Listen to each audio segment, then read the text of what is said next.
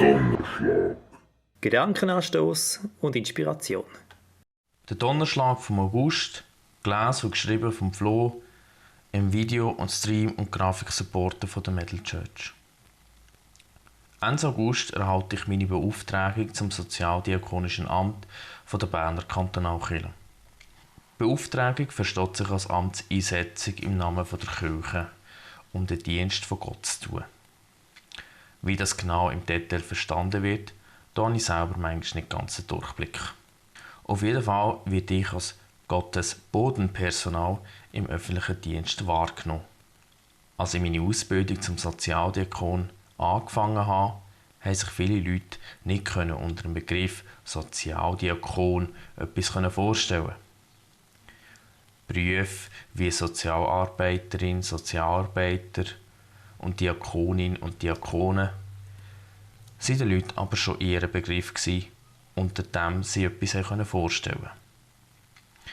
In der Landeskirche, besonders im reformierten wie auch im evangelischen Verständnis, wird es als eigenständiges Amt neben dem Pfarramt angesehen. Ich arbeite somit eigenständig und bin nicht sozusagen der Gemeindehelfer vom Pfarrer. Doch die grundlegende Frage ist eher, was ist eigentlich Diakonie? Also Diakonie stammt vom griechischen Wort Diakonia ab. Näher wird es am Dienst am nächsten verstanden, als auch vom Verb dienen, wie auch Diener, Dienerin, lassen sich davon ableiten von Diakonia. Mit Diakonia wird im ursprünglichen Sinn der Tischdiener, Tischdienerin Bezug genommen. Ihr könnt das lesen in der Apostelgeschichte 6. Mit der Entstehung der ersten Gemeinde hat Diakonia zunehmend als Gemeindedienst an Bedeutung gewonnen. Im Neuen Testament berichtet die Apostelgeschichte die Berufung der 7 Diakonen, die sich um das Wohl der Gemeinde kümmern sollen. Auch die heutige freiwillige Arbeit ist meiner Meinung nach mehr als einfach ein freiwilliger Dienst. Diakonie verstehe ich als Herzensangelegenheit, um meine Begabung und Fähigkeiten allen zur Verfügung zu stellen.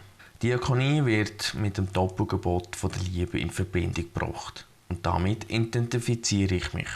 Ich tue es mit Freude und Hingabe, lerne und scheitere dabei in meinen Aufgaben und trage dennoch ohne Gegenleistung zum Wachstum der Metal Church bei.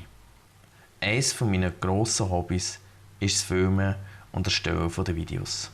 Seit 2017 unterstütze ich aktiv die Metal Church im Videoschnittbereich. Anfangs waren es nur Predigtvideos, später sind Clips, Trailers und Streaming-Videos dazugekommen. Ich habe den Blausch und kann hier meine Kreativität ausleben. Mittlerweile erstelle ich sogar Thumbnails, Standbilder zu den Videos und habe Freude am Erstellen von Grafiken und Verändern der Fotos à la Photoshop. Ich nehme hier gerne Zeit dafür und möchte das als Dienst für Gott machen. Auch du kannst dich diakonisch einbringen lassen. Diakonie kennt viele Formen und ist vielseitig anwendbar. Ich male mir ein paar Szenarios.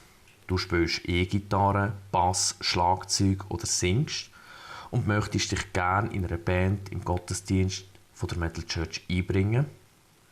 Dann frag an und prüfe es. Du schreibst gerne Texte und liebst Poesie.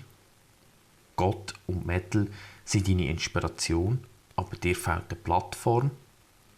Dann frag an und prüfe es. Du arbeitest in einer Agentur und hast Ideen, mit denen du uns unterstützen möchtest oder an denen wir arbeiten können. Dann schreib uns an.